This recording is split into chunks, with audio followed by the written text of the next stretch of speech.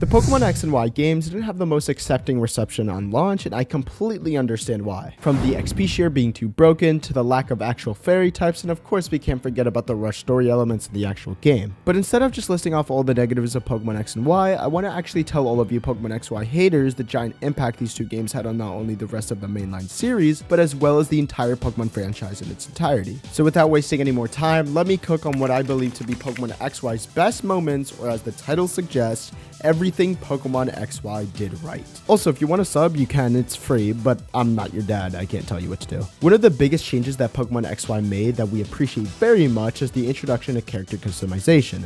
After 6 generations, we were finally able to customize our character to our choosing and our liking, which I don't think you Pokemon XY haters can talk smack about because I know you guys love your little top hats and cool jackets. And what were the games that gave us those? That would be Gen 6, baby. Now, granted, they weren't anything crazy because obviously you were playing on a 3DX, so you couldn't really appreciate it that much, but it's the fact that XY brought us something that we have wanted for so long, and it worked out because the graphics of future generations were pretty good. So one pat on the head for XY. Now, for all of you competitive players, you're probably 50-50 on this change, but from a competitive player myself, I believe that it was an actual amazing change despite how broken Xerneas was. And of course, that was the introduction to the infamous fairy type. You see, for those of you who don't know, before fairy types came in, dragon types dominated competitive Pokemon, the reason being that dragon types were only weak to 2 types, that being ice and, well, dragon. But the issue was that only one of those types were relevant in competitive play, since at the time, ice types were one of the worst types in Pokemon. But with the introduction of fairy types, things began to change. Dragons were now at the mercy of Tinkerbells, and for better or worse, changing the meta of Pokemon forever.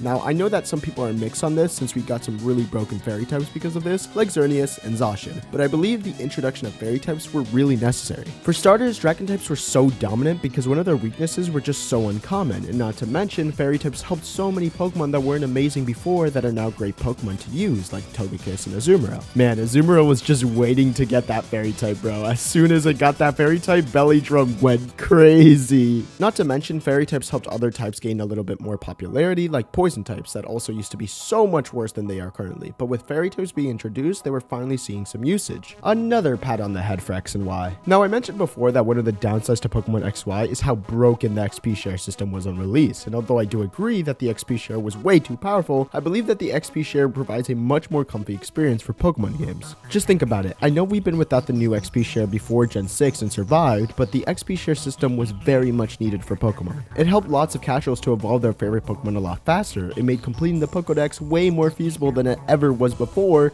and last but not least, it helped get Pokemon up to speed so you could get them out in the battlefield ready to go for competitive play. So all in all, XP share was a huge W from Pokemon X and Y. It just needed a bit of tweaking, but does not mean that it was a bad addition to the mainline series by any means. Once again, another pat on the head for Pokemon X and Y. Now, just to quickly mention that although XY didn't perfect it, 3D did originate in Pokemon X and Y, which should also be a quick thing to note about one of XY's biggest successes. Because I understand it wasn't amazing, but one game had to be the guinea pig for the 3D animation, and it sucks it had to be XY. But a lot of you have XY to thank for getting Sun and Moon 3D models, and even the ones we know today. So don't ever complain about XY's 3D models, because he sacrificed himself to be the guinea pig for all of you. Ungrateful peasants. Once more, another head pat for X and Y. And of course, the last thing Pokemon XY did right, which a lot of you probably thought I just forgot, but nah, trust me, I wouldn't forget the best gimmick of all time, dare I say. The last thing Pokemon XY did right was the introduction to the very first gimmick in Pokemon history, Mega Evolution. Now, before I get into how great Mega Evolution was for Pokemon, I firstly need to address the amount of backlash I'm gonna get from saying all of this, mainly from the competitive scene from Pokemon. Now, I'm not saying it's all of you, just a small, teeny tiny portion of you. For those of you who aren't involved with comp, Pokemon Megas were, to put it lightly, very broken, and although everyone was able to use one, some Megas were just so absurd that teams needed to be made purely to take out one of the many Megas people could use. And although I heavily agree with the people that are probably not a huge fan of Megas due to their imbalance in the competitive scene, I think it's incredibly unfair to speak like that about Megas when you're excluding the actual impact and link it has with the game. Because not everyone loves competitive, and this is coming from a dude that grinded to be a top 600 player in Sword and Shield rank series. Most Pokemon players don't even touch competitive Pokemon and mainly just play Pokemon to play through the story and even complete the Pokédex, and of course shiny hunt for their favorite shiny Pokemon, and that's the majority of players.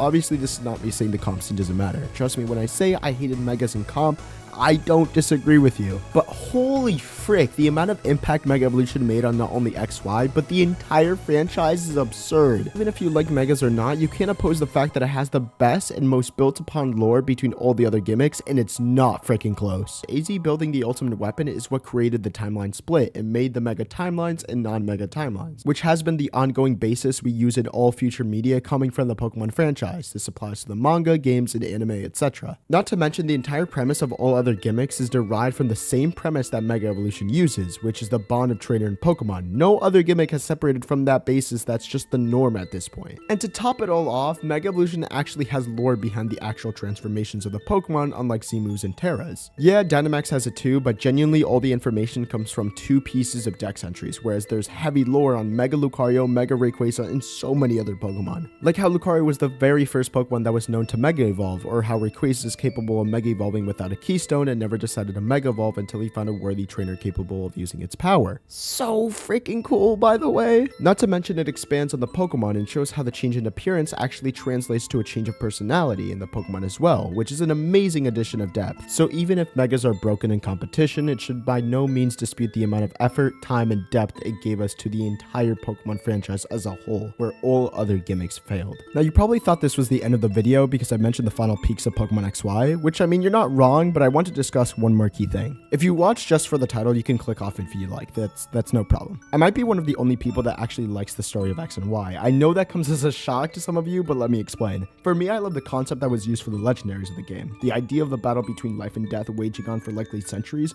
is so cool to me. Especially someone who literally protects the world from being destroyed, that being Zygarde. It is perfectly balanced as all things should be. And I also think that AZ's story was very beautiful, and I only wish they could have expanded on it more, but hopefully we get that in Legends ZA, but oh well. Pokemon XYZ really did a great job on expanding the Kalos region, and we got to see a lot more of Lysander's character. He wasn't just a bad guy to be a bad guy, but he had reasons.